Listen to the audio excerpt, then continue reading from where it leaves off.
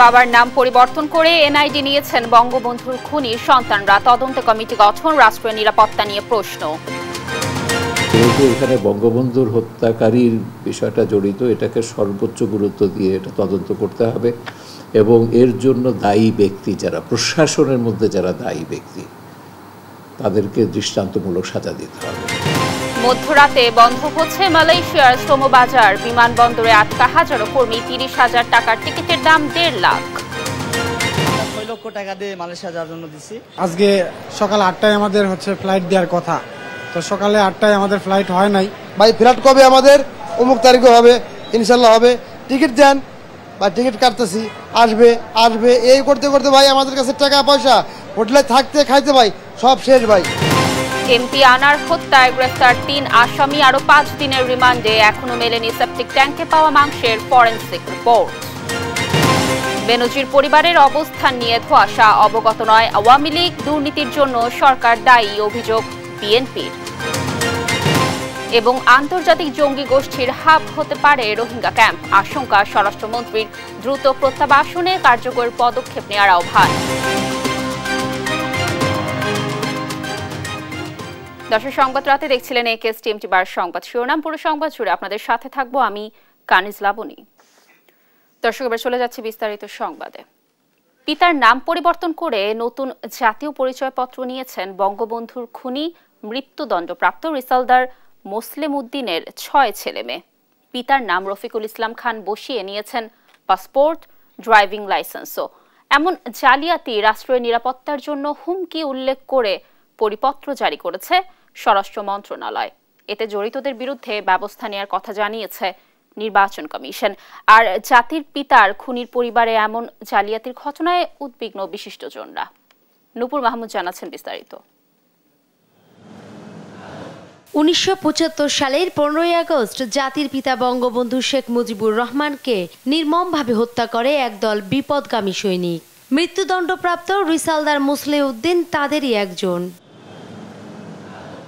জাতির পিতার এই খুনি সন্তানরা বাবার নাম জাতীয় সার্ভার থেকে মুছে পিতার নামে মোহাম্মদ রফিকুল ইসলাম খান নাম অন্তর্ভুক্ত করেছেন। এছাড়া মোসলেম উদ্দিনের 3 ছেলে মেয়ের পাসপোর্ট ও 1 সন্তানের ড্রাইভিং লাইসেন্সে পিতার নাম পরিবর্তন করে রফিকুল ইসলাম খান নামেও অন্তর্ভুক্ত করে ফেলেছেন। চাঞ্চল্যকর এই ঘটনা জানাজানি হলে স্বরাষ্ট্র মন্ত্রণালয় থেকে উদ্বেগ জানিয়ে জাতীয় সার্ভারে নাম পরিবর্তনের সাথে জড়িতদের বিরুদ্ধে ব্যবস্থা নেওয়ার অনুরোধ জানায়।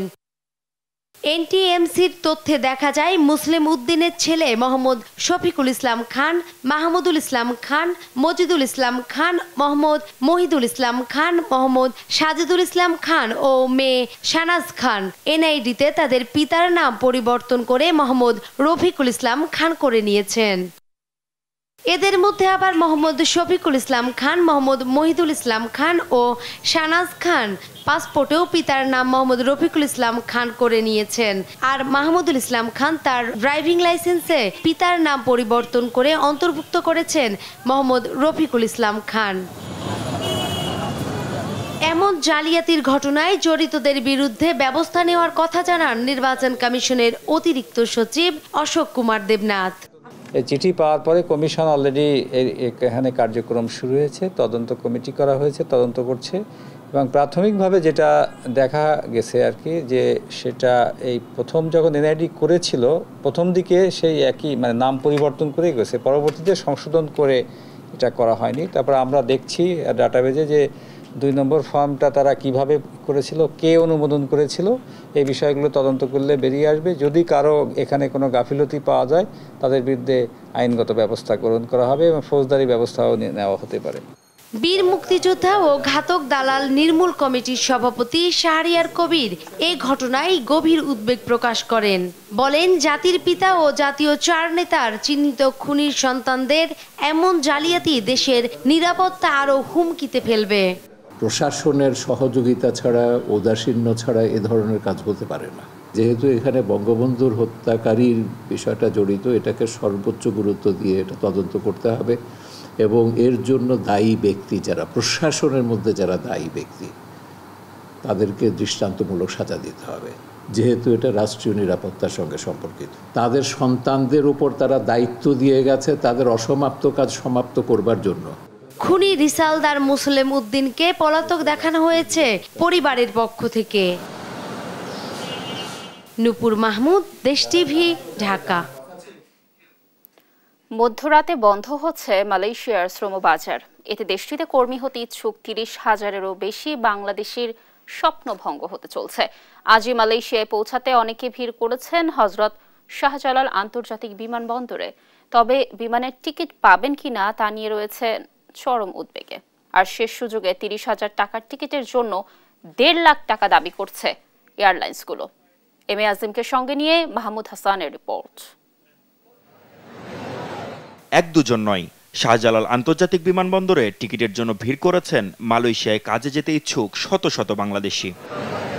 কেউ এসেছেন সকালে, আবার কেউ বা রাত থেকে করছেন অপেক্ষা। এজেন্সির আশ্বাসে পার করেছেন ঘন্টার পর ঘন্টা। তবে বেলা বাড়ার সাথে সাথে তাদের চোখে মুখে বাড়তে থাকে হতাশার ছাপ। আমাদেরকে সকাল থেকে এখানে ওয়েট করতে হচ্ছে। এখন বললো যে আপনারা ওখানে দাঁড়ান, আমরা টিকিটের ব্যবস্থা করতেছি।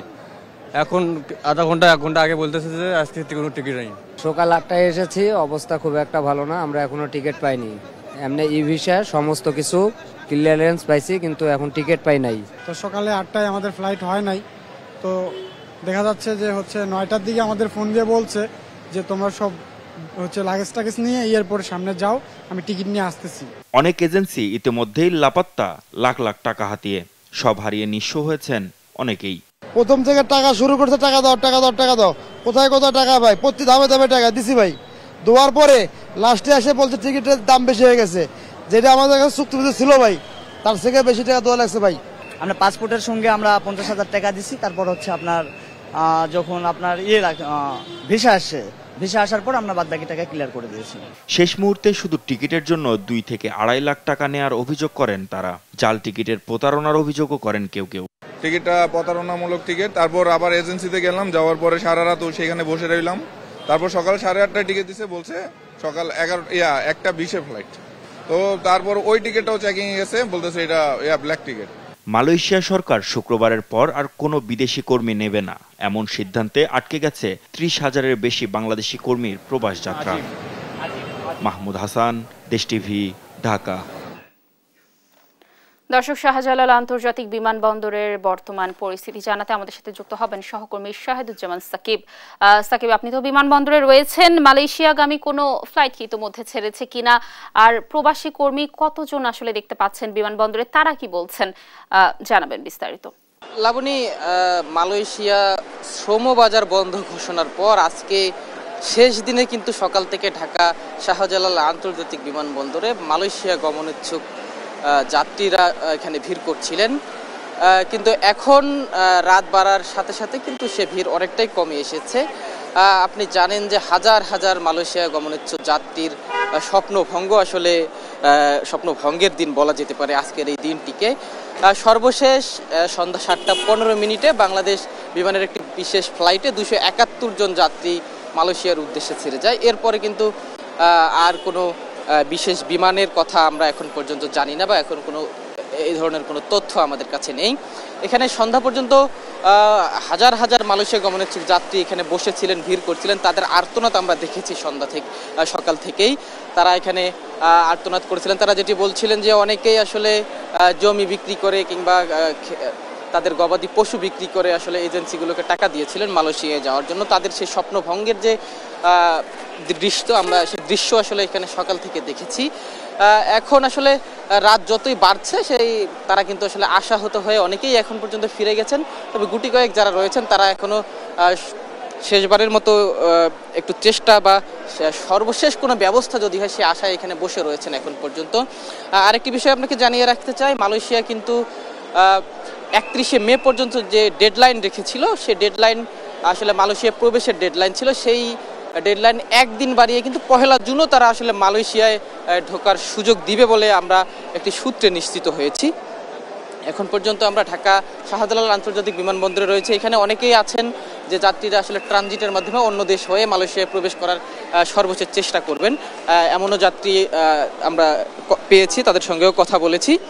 তো এখন পর্যন্ত যাত্রীরা যারা সকাল থেকে ভিড় করছিলেন তারা এখানে অনেকে আশাহত হয়ে ফিরে গিয়েছেন, অনেকে এজেন্সিগুলোর সঙ্গে যোগাযোগ করার চেষ্টা করছেন, তবে বেশিরভাগ এজেন্সি কিন্তু আসলে এখন বন্ধ করে দিয়েছে। তারা আসলে গা ঢাকা দিয়েছে অনেকেই, তারা এজেন্সিগুলোর বাড়িতেও অনেকে যোগাযোগ করার চেষ্টা করছেন বলে আমাদেরকে বেশ কয়েকজন যাত্রী জানিয়েছিলেন, বা যাত্রীদের স্বজনদের সঙ্গে কথা বলেও আমরা তেমনটি জানতে পেরেছি। এখন পর্যন্ত সর্বশেষ তথ্য হচ্ছে 7টা 15-এ বাংলাদেশ বিমানের একটি বিশেষ ফ্লাইট 271 জন যাত্রী নিয়ে তারা মালয়েশিয়ার উদ্দেশ্যে যায়।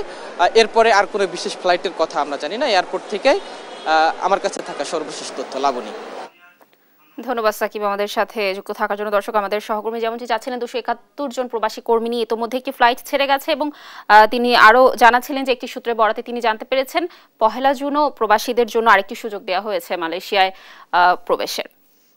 দর্শক, চলে যাচ্ছে অন্য প্রসঙ্গে। ভারতে বাংলাদেশের সংসদ সদস্য আনোয়ারুল আজিম আনার হত্যা মামলায় গ্রেফতার 3 আসামিকে আরও 5 দিনের রিমান্ড দিয়েছে আদালত। শুক্রবার দুপুরে ঢাকার মেট্রোপলিটন ম্যাজিস্ট্রেট শান্ত ইসলাম মল্লিক এ আদেশ দেন। আসামিরা হলেন আমানুল্লাহ সাইদ ওরফে শিমুল ভুইয়া ওরফে শিহাব ওরফে ফজল মোহাম্মদ ভুইয়া, তানভীর ভুইয়া ও শিলাস্তি রহমান। 8 দিনের রিমান্ড শেষে শুক্রবার দুপুরে ঢাকার মুখ্য মহানগর হাকিম আদালতে তাদের হাজির করা হয়। এর আগে গেল 24 মে আসামিদের 8 দিনের রিমান্ড দেয় আদালত। এদিকে এখনো মিলেনি সঞ্জীবা গার্ডেনের সেপটিক ট্যাঙ্ক থেকে উদ্ধার হওয়া মাংসের ফরেনসিক রিপোর্ট। ফলে তা আনারের কিনা এই বিষয়টি এখনো নিশ্চিত হওয়া যায়নি।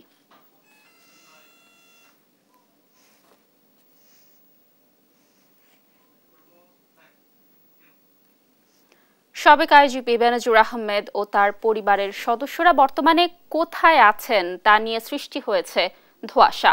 কোন সূত্র বলছে তিনি দেশে অবস্থান করছেন, আবার কেউ কেউ বলছেন সপরিবারে দুবাইয়ে আছেন। আর দুদক জানিয়েছে সাবেক আইজিপি ও তার পরিবারের সদস্যদের দেশ ত্যাগে নিষেধাজ্ঞা চাইবে তারা। জুবাইর রাজিন জানাচ্ছেন বিস্তারিত। সম্প্রতি সাবেক আইজিপি বেনজির আহমেদের অবৈধ সম্পদ নিয়ে গণমাধ্যমে ধারাবাহিক সংবাদ প্রচার করা হয়। এরপরই আলোচনায় সাবেক এ আইজিপি। দুর্নীতি দমন কমিশনের আবেদনের প্রেক্ষিতে গেল সপ্তাহে বেনজির আহমেদের সব সম্পত্তি ক্রয়ের নির্দেশ দেন আদালত। আগামী 6 জুন সাবেক আইজিপিকে ও 9 জুন তার স্ত্রী ও সন্তানদের তলব করেছে দুর্নীতি দমন কমিশন দুদক। এবার সৃষ্টি হয়েছে বেনজির আহমেদের অবস্থান নিয়ে ধোঁয়াশা। গেল কয়েকদিন ধরে বেনজির আহমেদ ও তার পরিবারের সদস্যদের প্রকাশ্যে দেখা যাচ্ছে না কোথাও। গুলশানের বাসায়ও নেই তারা, ব্যবসা প্রতিষ্ঠানে যাতায়াত বন্ধ। এমনকি দুদকের তলবের নোটিশও তাদের হাতে পৌঁছে দিতে পারেননি অনুসন্ধান দল। এখন তারা কোথায় আছেন তা নিশ্চিত হতে পারছে না দুদক কিংবা আইনশৃঙ্খলা বাহিনী। ঘনিষ্ঠজনদের দাবি, চিকিৎসার কারণ দেখিয়ে পরিবারের সদস্যদের নিয়ে বিদেশে অবস্থান করছেন বেনজির আহমেদ। তবে দেশ ত্যাগের বিষয়ে সরকারি কোনো সূত্র নিশ্চিত করতে পারেনি। ক্ষমতাসীন দলের সাধারণ সম্পাদকও জানিয়েছেন একই তথ্য। এই প্রসেসের মধ্যে থাকতে থাকতে উনি দেশের বাইরে চলে গেছেন, এটি কি সরকারের ব্যর্থতা হিসেবে পরিগণিত? আমি ঠিক জানি না, আই এম নট ক্লিয়ার, এমনকি এটা এখনো পরিষ্কার। বেনজির আহমেদ ও তার পরিবারের সদস্যদের দেশ ত্যাগে নিষেধাজ্ঞা চাইবে দুর্নীতি দমন কমিশন দুদক। জমি, ফ্ল্যাট সহ বিভিন্ন খাতে বিপুল অঙ্কের বিনিয়োগের উৎস খুঁজতে তাদের দেশ ত্যাগে নিষেধাজ্ঞা চেয়ে শিগগিরই আদালতে আবেদন করা হবে বলে জানায় দুর্নীতি বিরোধী এ সংস্থা। অনুসন্ধানে জানা গেছে বেনজির আহমেদ চাকরিকালীন কক্সবাজার, গোপালগঞ্জ, মাদারীপুর, টুঙ্গিপাড়া, কোটলিপাড়া সহ দেশের বিভিন্ন স্থানে স্ত্রী সন্তানদের নামে 621 বিঘা জমি কেনেন, যার দলিল মূল্য ও বাস্তব মূল্যের অনেক পার্থক্য পেয়েছে দুদক। এছাড়া তার অতালিকাভুক্ত 19 কোম্পানি, তালিকাভুক্ত কোম্পানির শেয়ার, মিউচুয়াল ফান্ড ও সঞ্চয়পত্রে বিপুল বিনিয়োগের সন্ধান পেয়েছে দুদক। জুবাইর রাজিন, দেশ টিভি, ঢাকা। দুর্নীতির দায়ে অভিযুক্ত সাবেক আইজিপি বেনজির আহমেদ দেশ ছেড়েছেন কিনা কিংবা জব্দ করা অর্থ আগেই তুলে নিয়েছেন কিনা সে ব্যাপারে কোনো ধারণা নেই বলে জানিয়েছেন আওয়ামী লীগ সাধারণ সম্পাদক ওবায়দুল কাদের। সকালে সংবাদ সম্মেলনে তিনি বলেন, দুর্নীতি নিয়ে বিএনপি সরকারের মতো নির্বিকার নয় আওয়ামী লীগ। জয় যাদবের রিপোর্ট।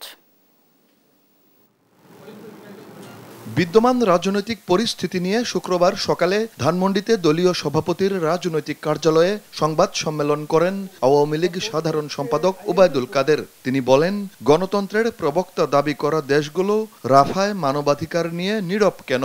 জানান, আওয়ামী লীগ গণতান্ত্রিক প্রক্রিয়া অনুসরণ করে বলেই নির্বাচন কমিশন প্রধানমন্ত্রীর কার্যালয় থেকে আলাদা করা হয়েছে। আমরা নির্বাচন নিয়মিত করে আসছি, সাংবিধানিক ধারাবাহিকতা আমরা বজায় রাখি। পারফেক্ট ডেমোক্রেসি পৃথিবীর কোথাও,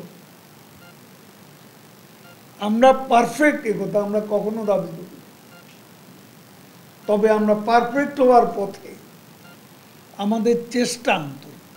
তিনি অভিযোগ করেন বিএনপির সময় প্রধানমন্ত্রীর কার্যালয় ছিল দুর্নীতির আখড়া। জানান বেনজির আহমেদ দেশ ছেড়েছেন কিনা সে বিষয়ে অবহিত নন তিনি।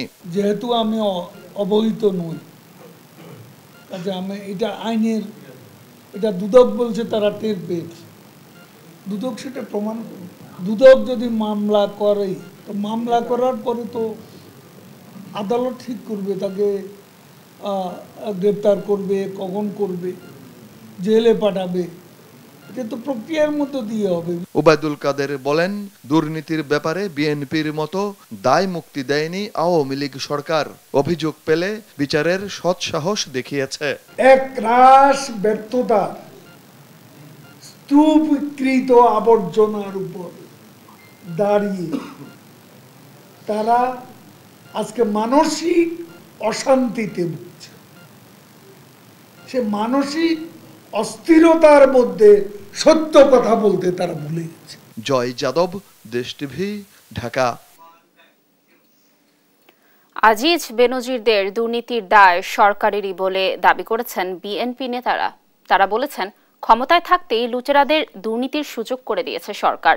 দ্রব্যমূল্যের ঊর্ধ্বগতিতে যখন সাধারণ মানুষের জীবন দুর্বিষহ, তখন জ্বালানির মূল্য বৃদ্ধিরও সমালোচনা করেন বিএনপি নেতারা।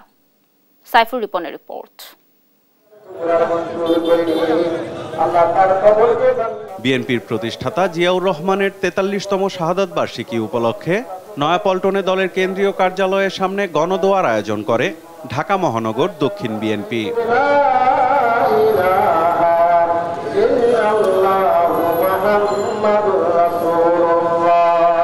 দোয়ায় অংশ নিয়ে বিএনপি নেতারা বলেন, ক্ষমতাসীনরা দেশকে লুটেরাদের বানালেও শুধু জিয়াউর রহমানের অবদানে টিকে আছে দেশ।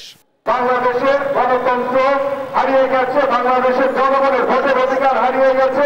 জনগণের সরকার প্রতিষ্ঠা করা না পর্যন্ত আমাদের ঐক্যবদ্ধভাবে সকলকে কাজ করতে হবে। জাতির যে সার্বভৌমত্বের অন্তর্গত শক্তি, সেই শক্তিকে দুর্বল করেছেন শেখ হাসিনা। সেই শক্তিকে দুর্বল করার পরেও এই বাংলাদেশ যতটুকু টুকি আছে, সেটাও জিয়াউর রহমানের অবদান। সেই অবদানের উপরে এখনো বাংলাদেশ টিকে আছে।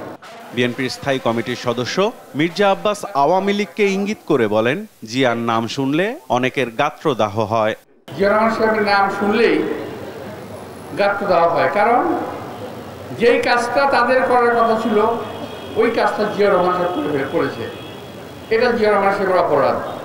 তলাবিহীন ঝুড়ি থেকে যেখানে উড়িয়ে এনেছিলেন বাংলাদেশকে, সেই বাংলাদেশকে আবারও তলাবিহীন করে ফেলেছে আজকের এই সরকার।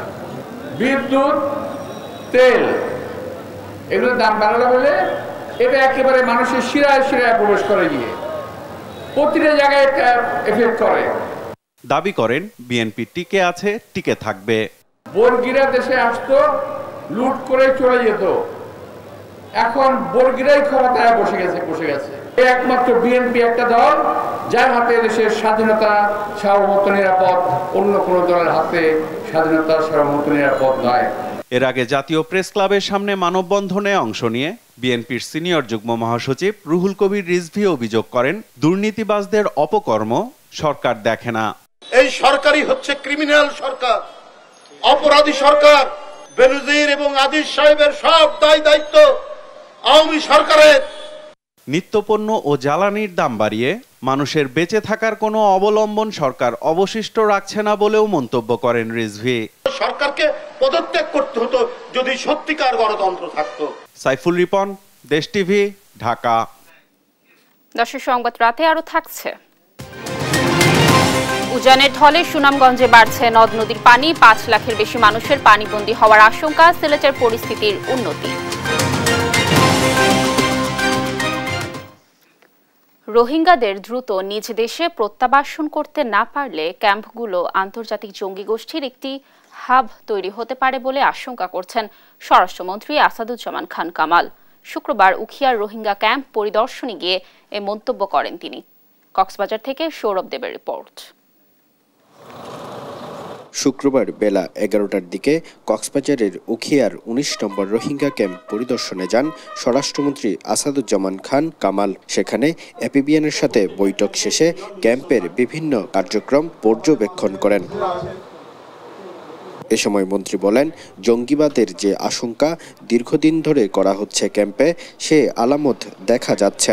জরুরি কাজ হলো যারা রক্তপাত করছে, জঙ্গি কার্যক্রমে জড়াচ্ছে, তাদের চিহ্নিত করা। তাড়াতাড়ি যদি আমরা রিপাট্রিয়েট না করতে পারি, এখানে অসন্তোষ জাগবে, এখানে ইন্টারন্যাশনাল টেরোরিস্টদের একটা হাব হয়ে যেতে পারে, আর এখানে অস্ত্র ঝঞ্ঝানি হতে পারে, অনেক কিছু হতে পারে।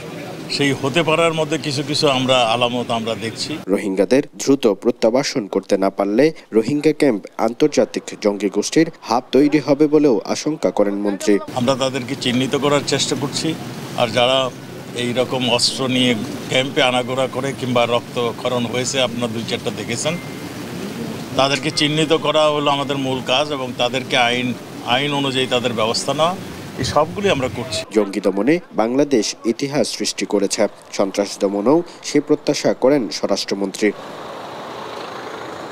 সৌরভ দেব, দেশ টিভি, কক্সবাজার। টানা বৃষ্টি ও উজানের ঢলে দ্রুত বাড়ছে সুনামগঞ্জের সব নদ নদীর পানি। এতে আতঙ্কে জেলার 20 লাখেরও বেশি মানুষ। ঢলের পানিতে নিম্নাঞ্চল প্লাবিত হয়ে পানিবন্দী হয়ে পড়তে পারেন 5 লাখের বেশি মানুষ। তবে বৃষ্টিপাত বন্ধ থাকায় উন্নতি হতে শুরু করেছে সিলেটের জৈন্তাপুরের বন্যা পরিস্থিতি।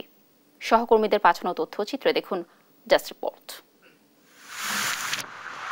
গেল 4 দিন ধরে ঝড়ো বাতাস ও মুষলধারে বৃষ্টি হচ্ছে সুনামগঞ্জে। সেই সাথে ভারতের চেরাপুঞ্জিতে বৃষ্টিপাত অব্যাহত থাকায় উজান থেকে নেমে আসা পাহাড়ি ঢলে সুরমা, কুশিয়ারা, রক্তি, বোলাই ও জাতকটা নদীর পানি বৃদ্ধি পাচ্ছে দ্রুত গতিতে।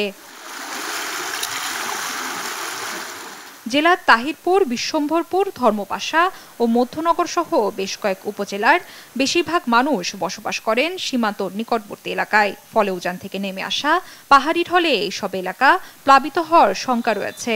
চরম দুশ্চিন্তায় সময় পার করছেন হাওর অঞ্চলের বাসিন্দারা।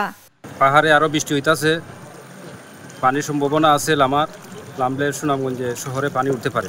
বড় আতঙ্কের মধ্যে আছি যে পানি বাড়ে, ও আর কিছু বাড়লে আমরা গোড় উঠবো, বড় বিপদে আছি পানি নিয়ে।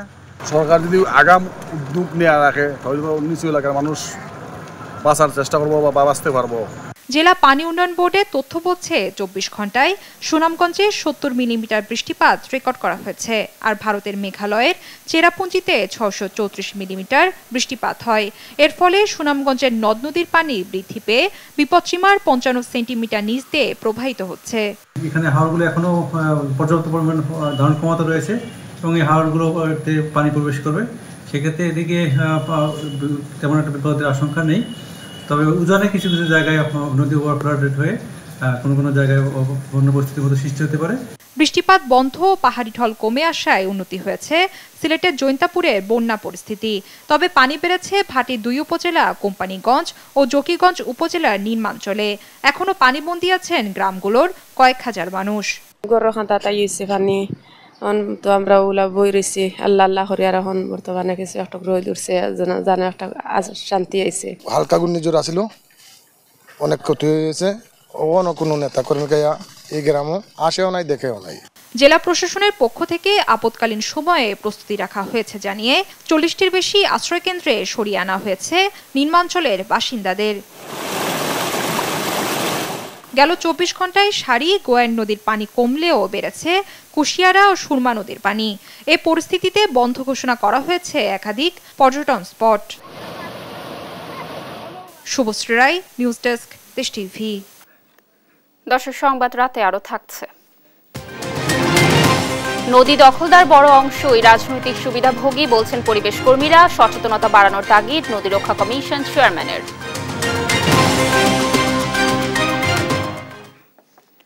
পর্বত বাঁচলে মানুষ বাঁচবে। জলবায়ু পরিবর্তন পর্বত, হিমবাহ এবং প্রতিবেশ ব্যবস্থার জন্য হুমকি বলে জানান পরিবেশ, বন ও জলবায়ু পরিবর্তন মন্ত্রী সাবের হোসেন চৌধুরী। শুক্রবার মাউন্ট এভারেস্ট দিবস উপলক্ষে শিল্পকলা একাডেমির জাতীয় চিত্রশালা মিলনায়তনে নেপাল দূতাবাস কর্তৃক আয়োজিত mountain memories connecting peaks and people শীর্ষক ফটোগ্রাফি প্রদর্শনী উদ্বোধনকালে পরিবেশ মন্ত্রী এসব কথা বলেন। এভারেস্ট জয়ী বাংলাদেশি বাবর আলী সহ অন্যান্য পর্বতারোহীদের অভিনন্দন জানানোর পাশাপাশি তাদের সহযোগিতায় সরকারি এবং বেসরকারি পৃষ্ঠপোষকতা প্রয়োজন বলে জানান তিনি।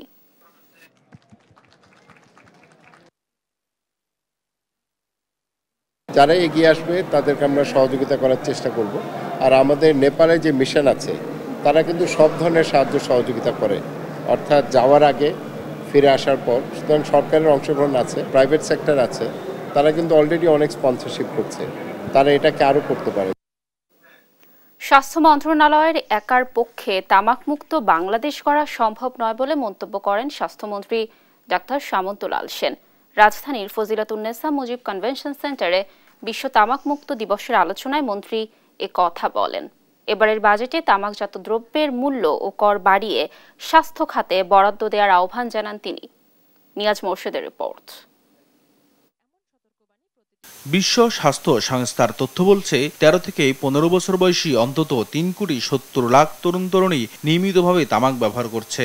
আর মার্কিন যুক্তরাষ্ট্রের সেন্টার ফর ডিজিজ সিডিসির গবেষণায় দেখা যায় 21 বছর বয়সের আগেই যারা তামাকে আসক্ত হয়ে পড়েন তাদের মধ্যে নিকোটিন নির্ভরতা ও আমৃত্যু তামাক ব্যবহারের প্রবণতা সবচেয়ে বেশি। তামাক কোম্পানির হস্তক্ষেপ প্রতিহত করেই ও শিশুদের সুরক্ষা নিশ্চিত করেই এই প্রতিবাদ্যকে সামনে রেখে এবারে পালন করা হচ্ছে তামাক মুক্ত দিবস। এই উপলক্ষে এক আলোচনা সভায় যোগ দিয়ে স্বাস্থ্যমন্ত্রী বলেন, প্রধানমন্ত্রীর প্রতিশ্রুতি অনুযায়ী 2040 সালের মধ্যে তামাক মুক্ত হবে বাংলাদেশ। আর এজন্য সবাইকে কার্যকর ভূমিকা রাখার আহ্বান জানান তিনি। যদি আমাদের ঘর থেকে শুরু করতে পারি, যে আমার স্ত্রী, আমার পরিবারের সদস্য আমাকে যদি বাসায় ধূমপান থেকে বিরত রাখে, তাহলে কিন্তু আমরা এটা সমস্ত দেশে ছড়াইতে পারবো। সুতরাং মাননীয় প্রধানমন্ত্রীর কমিটমেন্ট প্রত্যেকটা ঘরে ঘরে আমাদেরকে শুরু করতে হবে। এই সময় মাদক মুক্ত করার জন্য কিছু সুপারিশও তুলে ধরেন মন্ত্রী। তরুণদের নেশার দিকে ধাবিত করে তামাক কোম্পানিগুলোকে ওটিটি, অনলাইন ও বিভিন্ন প্ল্যাটফর্ম ও নাটক, সিনেমায় অযাচিতভাবে ধূমপানের দৃশ্য প্রদর্শন করা হয়েছে। এগুলি বন্ধ করার প্রস্তাব যুক্ত করা হয়। আলোচনা সভা শেষে সাংবাদিকদের প্রশ্নের জবাবে সামন্তলাল সেন বলেন, মন্ত্রিসভায় এরই মধ্যে এই সুপারিশগুলো পাঠানো হয়েছে। এক স্বাস্থ্য মন্ত্রণালয়ের পক্ষে সম্ভব না, এটা সবাই অন্যান্য মন্ত্রী, কৃষি মন্ত্রণালয় আছে, বাণিজ্য মন্ত্রণালয় আছে, সবাইকে মিলেমিশে আমাদেরকে কাজ করতে হবে। আগামী প্রজন্মের শিশুরা মাদকমুক্ত বাংলাদেশ পাবে, এই প্রত্যাশা সবার। নিয়াজ মোর্শেদ, দেশ টিভি, ঢাকা। রাজনৈতিক সুবিধাভোগীদের বড় একটি অংশ নদী দখল করে পরিবেশের ভারসাম্য নষ্ট করে আসছে বলে অভিযোগ করেছেন পরিবেশ কর্মীরা। বাংলাদেশ নদী বাঁচাও আন্দোলন আয়োজিত জলবায়ুর উষ্ণতা রোধে নদী রক্ষার গুরুত্ব শীর্ষক সেমিনারে এই অভিযোগ করেন তারা। সেমিনারের প্রধান অতিথি জাতীয় নদী রক্ষা কমিশনের চেয়ারম্যান সরওয়ার মাহমুদ বলেন, নদী রক্ষায় দেশের মানুষের সচেতনতার অভাব এখনো রয়েছে। স্কুল কলেজ থেকেই শিক্ষার্থীদের মাঝে নদী রক্ষার গুরুত্ব তুলে ধরতে সংশ্লিষ্ট মন্ত্রণালয়ের সাথে কাজ করার কথাও জানান তিনি। নানা কারণে নানা হিসাব নিকাশে আমরা টেক্সট বুক বোর্ড, তারপরে মন্ত্রণালয়গুলো, দুইটা মন্ত্রণালয় আছে, শিক্ষা মন্ত্রণালয় এবং প্রাথমিক গণশিক্ষা মন্ত্রণালয়কে আমরা সাজেশন দিব তাদের পাঠ্যসূচিতে যেন এগুলো অন্তর্ভুক্ত করে, এক্সট্রা কারিকুলাম অ্যাক্টিভিটির মধ্যে যেন এগুলোকে অন্তর্ভুক্ত করে। তাহলে দেখবেন যে আমাদের বাচ্চারা কিন্তু শিখবে, জানবে, সেই দেশটাকে ভালোবাসার সাথে সাথে তার প্রকৃতি, তার ইয়েকে জানবে। দর্শক, শেষ করব সংবাদ রাত, তার আগে শিরোনামগুলো জানিয়ে দিচ্ছি আরো একবার।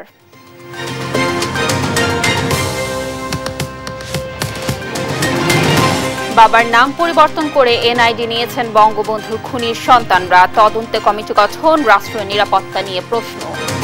যেহেতু এখানে বঙ্গবন্ধুর হত্যাকারীর বিষয়টা জড়িত, এটাকে সর্বোচ্চ গুরুত্ব দিয়ে এটা তদন্ত করতে হবে এবং এর জন্য দায়ী ব্যক্তি যারা, প্রশাসনের মধ্যে যারা দায়ী ব্যক্তি, তাদেরকে দৃষ্টান্তমূলক সাজা দিতে হবে।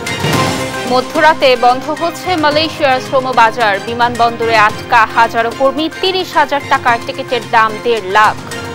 6 লক্ষ টাকা দিয়ে মালয়েশিয়া যাওয়ার জন্য দিছি। আজকে সকাল 8টায় আমাদের ফ্লাইট দেওয়ার কথা, তো সকালে 8টায় আমাদের ফ্লাইট হয় নাই।